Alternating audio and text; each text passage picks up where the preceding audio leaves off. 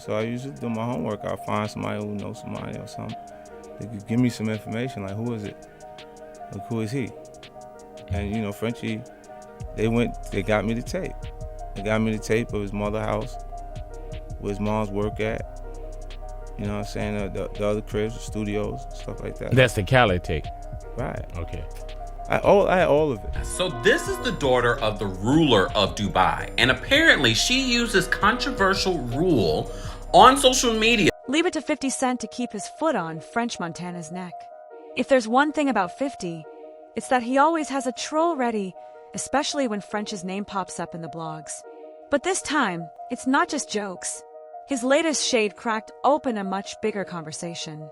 French Montana isn't just dodging industry mess. He might be running into something far more dangerous.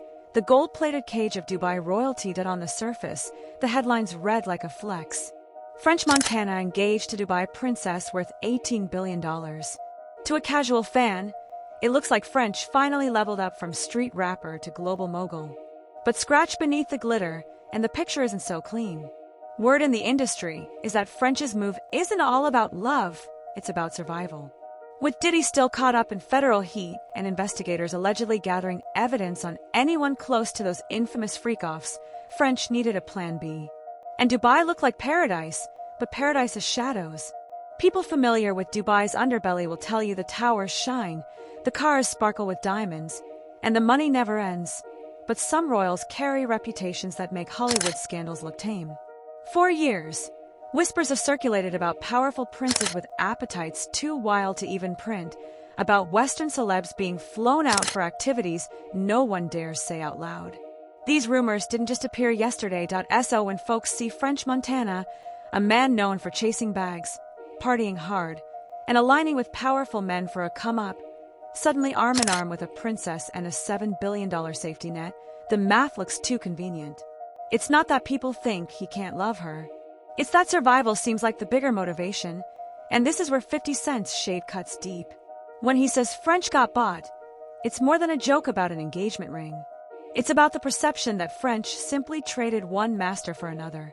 He ran from Diddy's mess only to step into a world where he might still have to play the same game, answering to powerful men with too much money and zero accountability. The irony is sharp. French thought Dubai was his escape hatch. But if even half of those rumors about princes are true, he may have walked straight from Bad Boy's fire into Dubai's furnace. And unlike the feds, who eventually cut deals or move on, royalty plays for keeps. That's why French's so-called $7 billion escape plan feels less like salvation and more like another gilded trap. Sure, he may have bought himself time. But the real question is, at what cost? Colin comes out, like we said, and now you have real deals on the table. And out of all those, you go with Diddy. That's not how it really went. Was it Diddy? Was it Bad Boy MMG? Yeah, I went to go see Ross. And Ross was like, I got an opportunity for you. I don't have the money for you, but I got the opportunity. I guess because the same thing Meek did, the same thing Wale did. I guess whatever the way the situation, his label was, he wasn't trying to give me the money I wanted. And I wanted like a whole bunch of money. But he was like, look, let's do it like this. Let's call Puff. And let's get him to give you the bag. You can still be MMG / you know what I'm saying? Bad Boy, Coke Boys, yep. Right. How much money did you get? $2 million.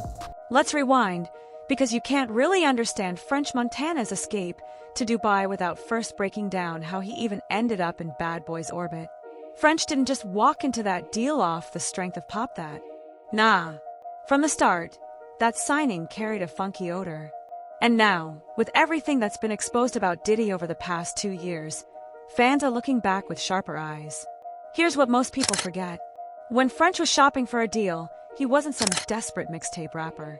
He had real options. Roc Nation was circling. Rick Ross and MMG were making serious offers. Even Kanye's camp flirted with the idea. But out of all those tables, French pulled up a chair at Diddy's. Why? Why choose the one label most notorious for shady contracts, broken promises, and extracurricular requirements that had little to do with music? Because Bad Boy wasn't just a label, it was a lifestyle. And for some artists, that lifestyle was the real currency. The whispers said Diddy didn't just hand French a check.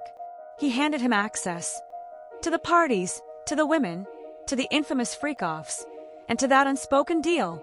Play nice, and you'll get rewarded. Fans have been side-eyeing ever since.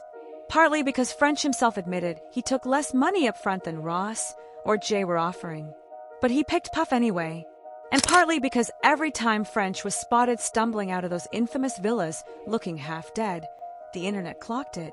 From 2016 to 2019, people resurfaced photos and videos of him looking, let's just say, drained.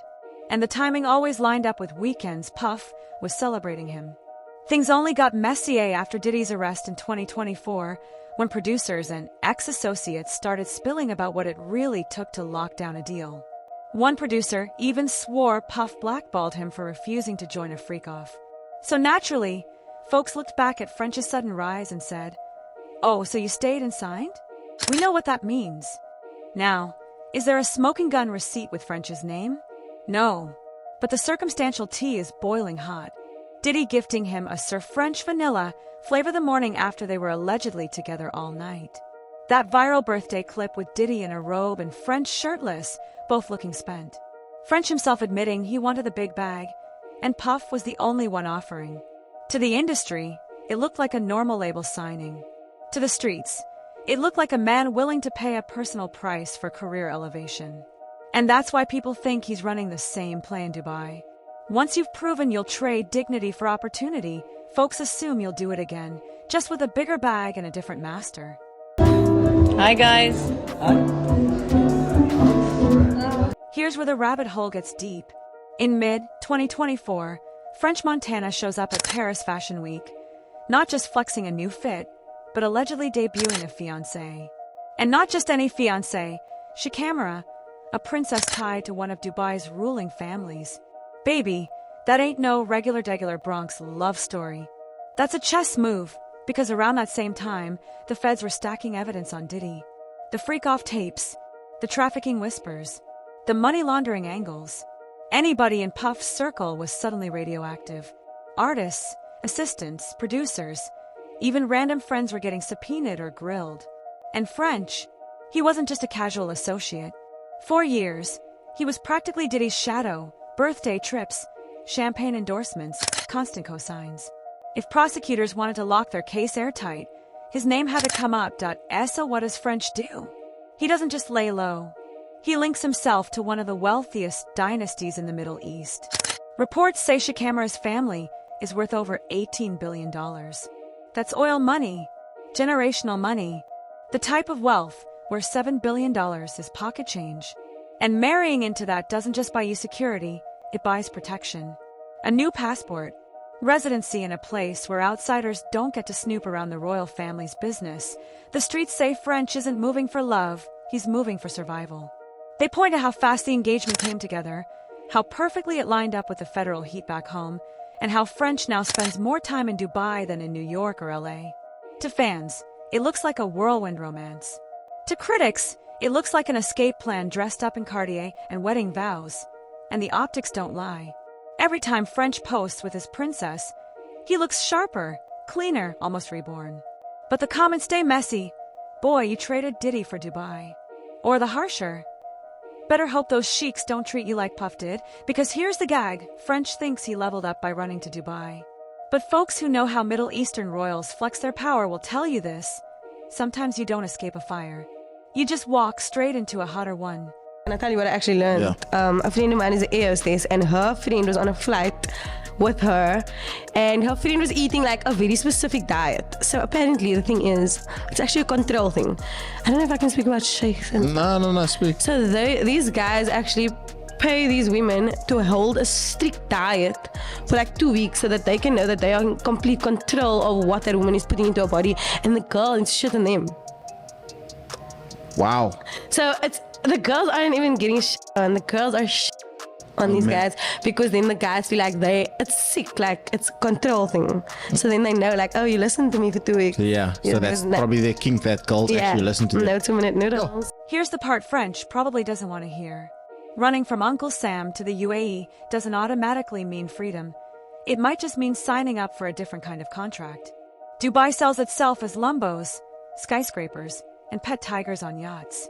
But the Whispers, they've been ugly for years. Influencers fly in starry-eyed, chasing tax-free glam, then sneak back spilling tea about palace parties where guests were treated like props, men and women both. Allegedly, some royals don't see outsiders as people. They see them as playthings. And when you step into that world broke compared to their billions, you don't make the rules. They do. Now picture French Montana against Shikamaru's family's $18 billion fortune. He isn't wealthy, he's ornamental. He's got fame, but no political power. Shikamaru is the daughter of one of the most feared autocrats of our era. French. He's just pretty, foreign, and famous enough to add shine, but not strong enough to push back if they decide he's nothing more than an accessory. Folks online are already saying the move looks less like escaping Diddy and more like upgrading to new handlers. Same game, different backdrop. No more freak-offs in Miami, now it's private villas in Dubai. And let's not pretend this family is stranger to scandal.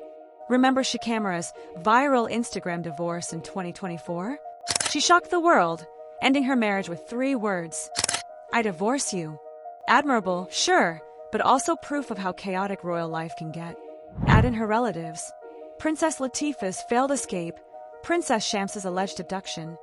Both tied back to their father, Dubai's ruler, now French's new father-in-law. Suddenly, that fairy tale glow looks cracked. When power that heavy moves against you, freedom isn't promised. That's why the internet calls this his $7 billion escape plan. On paper, it's genius. Marry into obscene wealth, lock down residency, and hide under a royal shield if the feds come knocking. But socially, baby, it's deja vu. For years, people clown French as Diddy's boy toy. The shirtless dinners, the birthday serenades, the Ciroc-branded gifts. Now the Whispers say he swapped one sugar daddy for an entire dynasty of sugar habibis, and the irony bites hard.